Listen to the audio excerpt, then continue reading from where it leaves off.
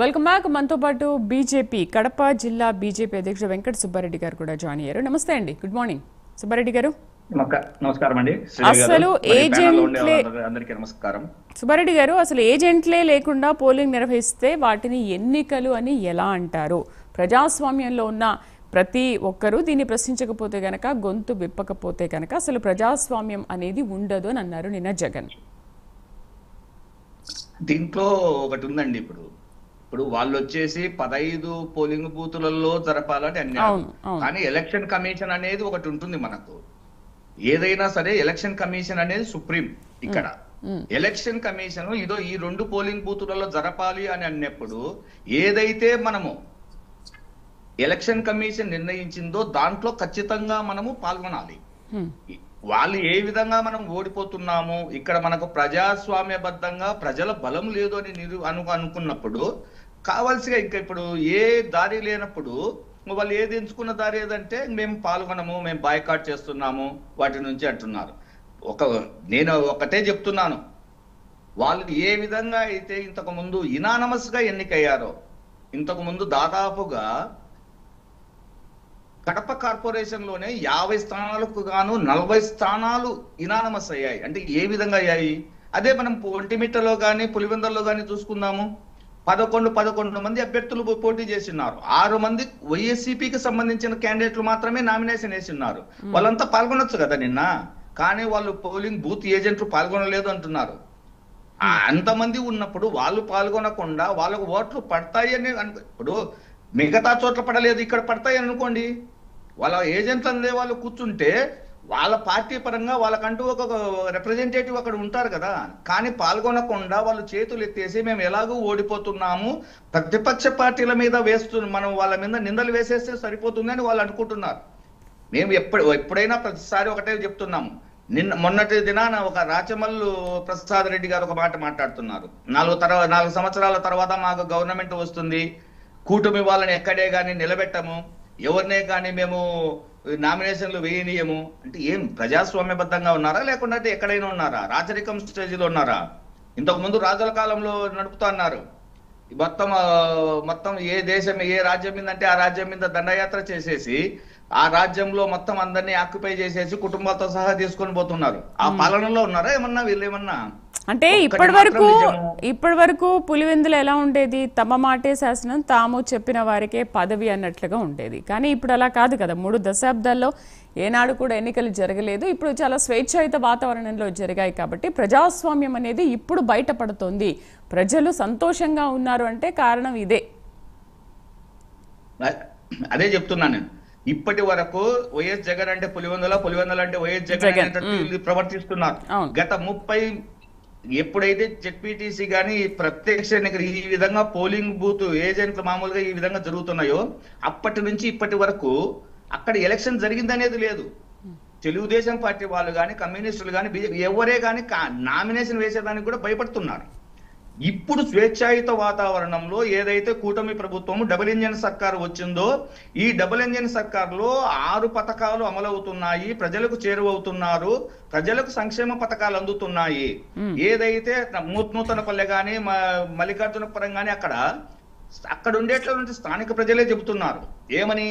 ఏవే కానీ మాకు అందట్లేదు, లాస్ట్ కు నీటి సౌకర్యం లేదు, రోడ్డు సౌకర్యం లేదు, వైద్య సదుపాయం లేదు, విద్యా సదుపాయం లేదు, ఏదే కానీ లేదు అంటున్న సమయంలో ఏదైతే కూటమి ప్రభుత్వం వచ్చి ఈ రోజు ఎలక్షన్స్ లలో నిలబడి నాయకులందరూ కలిసి ఇక్కడికి మేము కూటమి ప్రభుత్వం తరపు నుంచి వస్తున్నాము, మీకు అన్ని రకాల సంక్షేమ పథకాలు అందుతాయి, మేము ప్రభుత్వ పథకాలు మీకు అందజేస్తాము, మీరు స్వేచ్ఛాయుత వాతావరణంలో ప్రజాస్వామ్యబద్ధంగా మీకు నచ్చిన నాయకుడిని మీరు ఎంచుకోండి, ఈసారి మీరు ఎలక్షన్లకు వచ్చేసి ఓటు వేసి మీ యొక్క అభిప్రాయాన్ని తెలియజేయండి అని కోరుకున్న సమయంలో ప్రజల మద్దతు అనేది కూటమి ప్రభుత్వానికి ఏర్పడింది.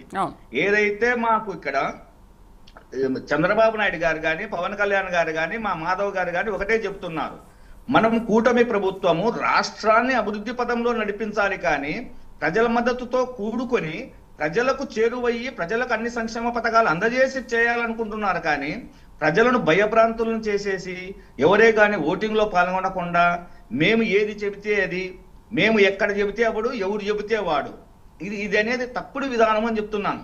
ఇంతకు ముందు బీహార్ రాష్ట్రంలో అక్కడంతా జరుగుతున్నది ఇంతకు ముందు, దాన్ని ఏపీ ప్రభుత్వానికి తీసుకొని వస్తున్నారు ఇక్కడికి. దాన్ని తప్పుపడుతున్నాం మేము.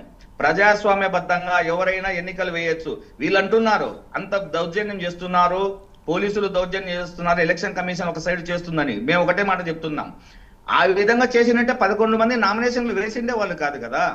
11 మంది నామినేషన్లు వేసి స్క్రూటినీ టైంలోనే వాళ్ళను చెల్లదని చెప్పిండేసేవాళ్ళు. కానీ అన్ని నామినేషన్లు ఓకే అయినాయి, ఎలక్షన్ జరుగుతుంది. ఎలక్షన్ జరుగుతున్న సమయంలో వీళ్ళు ఈ విధంగా ఆరోపణలు చేస్తున్నారు.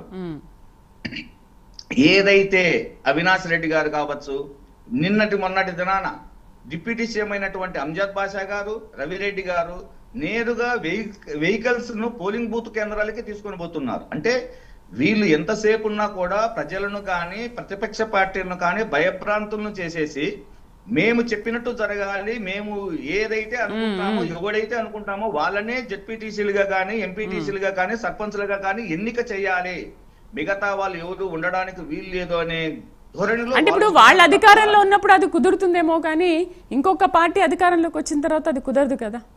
ఇంకొక పార్టీ అధికారంలోకి వచ్చినప్పటికీ కూడా ఇది మాతే సొంతం, మేమే ఉండాలి ఇక్కడ అనుకోవడం అయితే కరెక్ట్ కాదు కదా. అదే జీర్ణించుకోలేకపోతున్నారు. ఇన్ని రోజులు మేము చెప్పినట్టు జరిగింది. ఆనాడు రాజశేఖర రెడ్డి గారు ఉన్నప్పటి నుంచి నేటి వరకు వాళ్ళు ఎవరు చెబితే వాళ్ళు ఇక్కడ చెప్తారు. అందుకే అభివృద్ధి అనేది కుంటుపడి ఉంది మొత్తం అంతా. అంటే అక్కడ ఓటమిని ఒప్పుకుంటున్నారా వైసీపీ? ఓటమిని ఒప్పుకొని ఎలాగో ఓడిపోతున్నాం కాబట్టి దాని ప్రతిపక్ష పార్టీల మీద, కూటమి ప్రభుత్వం మీద బురద జల్లాలి అనే కారణంతోనే నిన్న బాయ్కాట్ చేశారు వాళ్ళు. ఎవరైతే ఇప్పుడు ఖచ్చితంగా వాళ్ళు కావాలనుకునే ఈ 2 పోలింగ్ బూతులలో అయినా వాళ్ళు ఖచ్చితంగా పాల్గొని వాళ్ళకు రావాల్సిన ఓట్లను వాళ్ళు వేయించుకునేవాళ్ళు. ఎలాగో ఓడిపోతున్నాము, ఓడిపోతున్న సమయంలో మనం ఏ విధంగా గట్టపడాలి, బయటికి ఏ విధంగా చెప్పుకోవాలి. సో మేము బాయ్కాట్ చేస్తున్నాము, మీరు మోసం చేస్తున్నారు అని ఒక మాట విసిరితే సరిపోతుందని వాళ్ళు అనుకుంటున్నారు. కానీ నేటి సమాజంలో సోషల్ మీడియా పరంగా కానీ మీలాంటి ఛానల్స్ పరంగా కానీ ప్రజలకు అందరికీ తెలుస్తుంది ఏమి జరుగుతుంది ఏమి అనేది. ఇక్కడ వచ్చేసి వాళ్ళు దౌర్జన్యపూర్వకంగా చేయాలనుకుంటున్నారు అంత తప్ప మిగతాటి ఏమీ లేదు. పోలీసుల మీదకి తాగిన వాళ్ళని పంపించేసి వాళ్ళను విచక్షణ రహితంగా తిట్టిస్తున్నారు. అది చాలా తప్పది. ఇప్పుడు పోలీస్ వ్యవస్థ కానీ, ఎలక్షన్ కమిషన్ కానీ, అక్కడ ప్రభుత్వ అధికారులు కానీ ఎవరైనా సరే ప్రజలకు ఎటువంటి ఇబ్బంది కలగకుండా ఎలక్షన్ జరగాలని చూస్తారు. అది వైసీపీ ప్రభుత్వం కావచ్చు, టీడీపీ ప్రభుత్వం కావచ్చు, కూటమి ప్రభుత్వం కావచ్చు, ఇంకేదైనా ప్రభుత్వం కావచ్చు. ఎవరైనా ప్రభుత్వ బాధ్యతలలో ఉన్న వాళ్ళని గౌరవంగా చూడాలి. వాళ్ళు కొన్నిసార్లు మరీ తాగుడు బోతులను వాళ్ళ మీదకి వదిలేసి వాళ్ళని ఇష్టానుసారంగా తిట్టడం అనేది, ఒక ఐజీ స్థాయి వ్యక్తి మాట్లాడేసి మీరు మీ అభ్యర్థులతో ఓట్లు వేపియండి, మీరు అట్లా కూర్చొని ఉండకూడదు, ఓట్లు వేయండి అని అడగడానికి పోయినప్పుడు అంత విచక్షణ రహితంగా తిట్టడం అనేది చాలా వరకు తప్పుడు విధానం.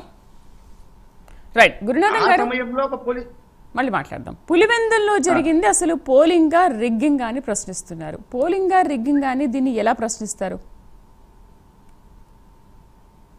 వేదాలు బంధించినట్టుగా వాళ్ళకి పోలింగ్ గా రిగ్గింగ్ అనే దానికి తేడా తెలియకపోతే